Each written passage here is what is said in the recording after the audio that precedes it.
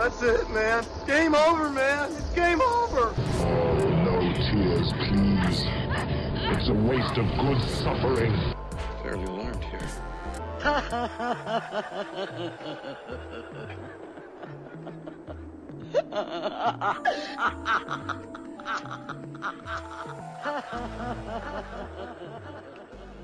All right.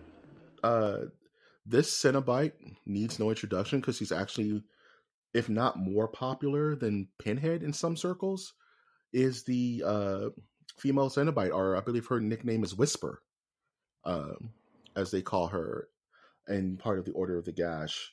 And she is the only other Cenobite that has talking roles or speaking points, which makes her infinitely cool because she says even less than Pinhead does. You know what I mean? But everything she says is super cool. You know, like when Kirsty is trying to negotiate with them to, you know, I'll give you Frank if you let me go. She kind of in the back says, "Well, what if we want you?"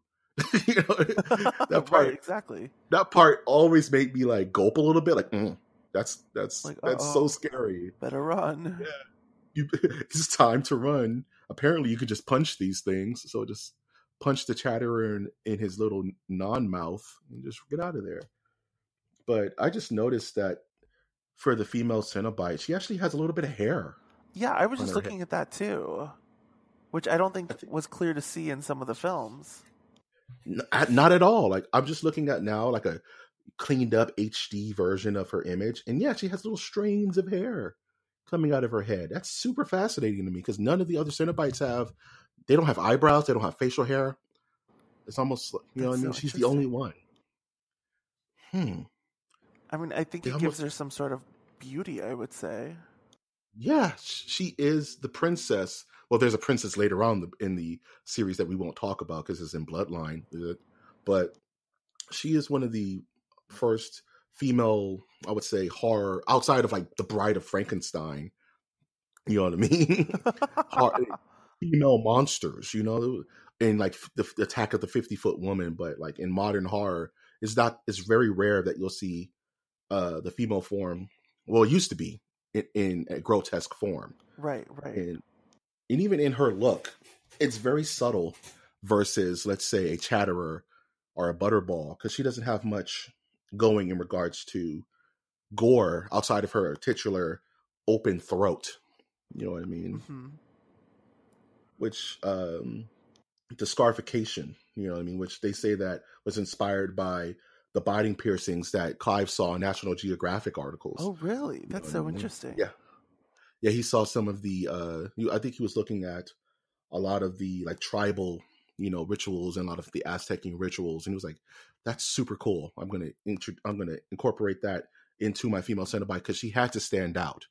You know what I mean? I think, and it was really important to really lock her look in. Interesting. Well, and so she has this more, compared to the others, she has a bit more of a bluish skin tone. Yes. And, well, I mean, like from a makeup artist perspective, like it's pretty simple contouring, I would say, but it still gives her like this look that her face is sunk in, specifically near her temples and her eye sockets. Yes. And it's honestly like it does deform her in a sense.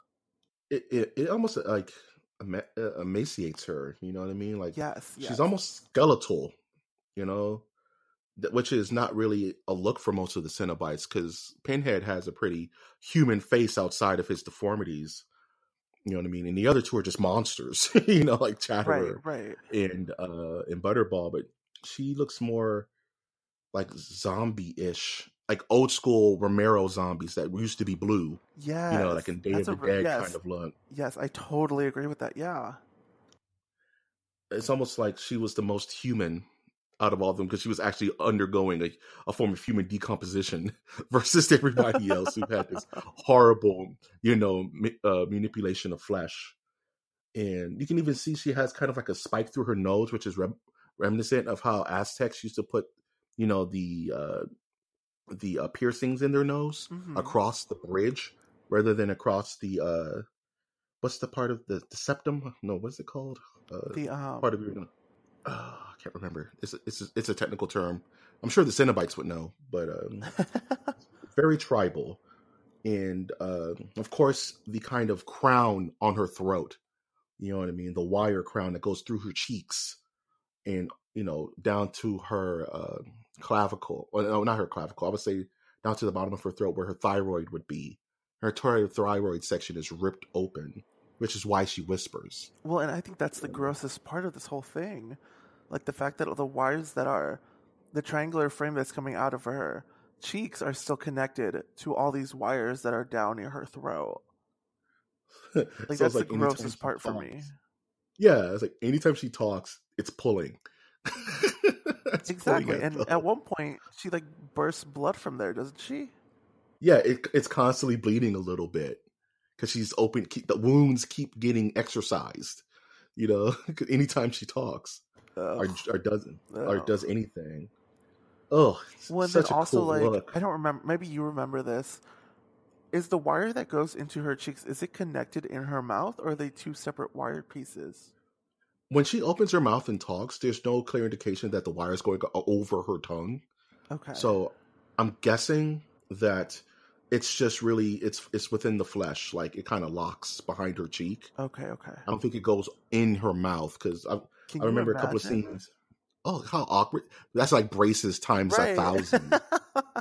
It's like, remember the Simpsons episode where Lisa got the cheap braces? She was walking around looking like a Saw. Like her own she looked like retainer.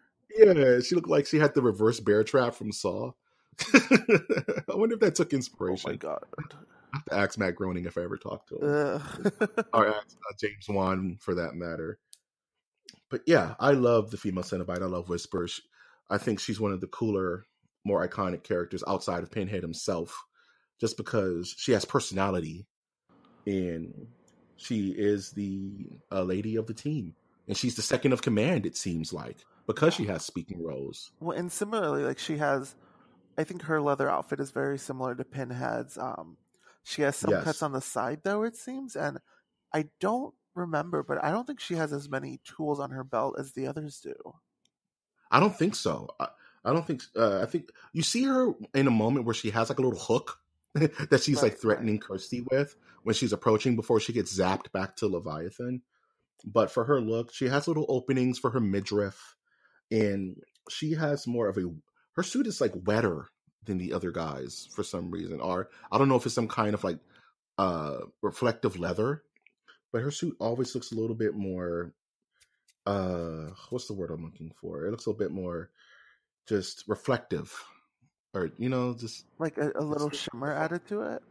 Yeah, like a little shimmer added to it, like it's almost like a Disney princess dress, but the darkest way possible. Well, and what I'm realizing as I look at more photos, the two hooks that she has on her side are attached into her skin. They're not even on a belt. That sucks. Can you imagine? Oh, you like to play video games? We're just gonna sew this PlayStation controller into your hands. You get to play forever now. Like, thanks. Oh my god. That's a Cenobite all into itself, isn't it? Yikes. Exactly. You just have a PlayStation stuck into your chest where your heart's supposed to be. Can you imagine? Can you imagine? You press play.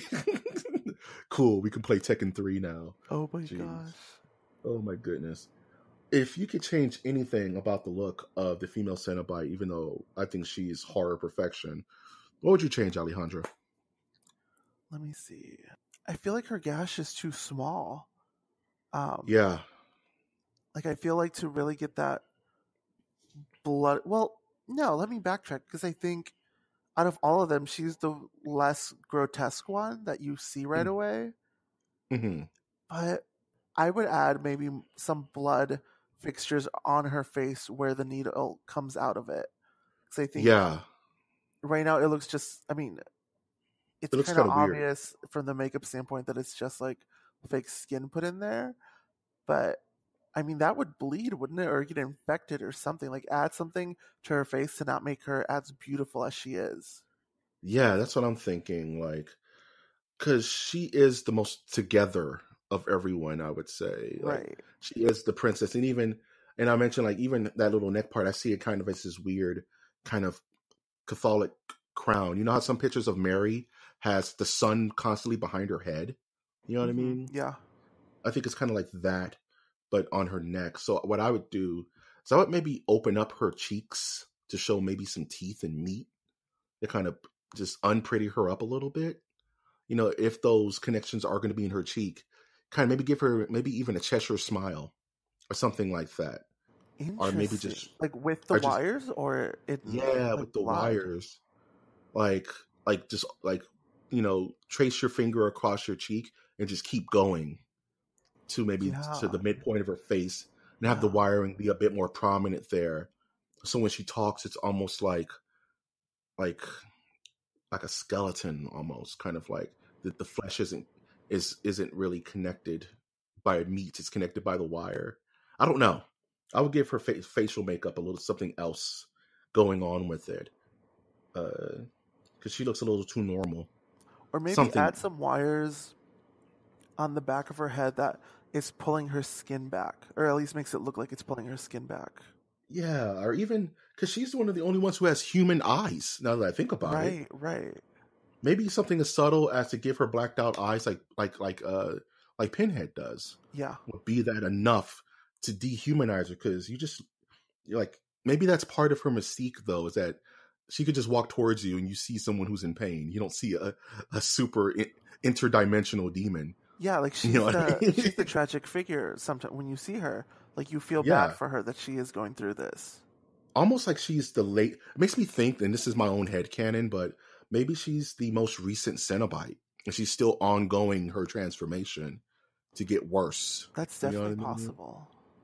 Like she's the newest recruit, and she's just really badass. So they made her second in command, but she's still undergoing her own Cenobite evolution, as it were. Very, very interesting.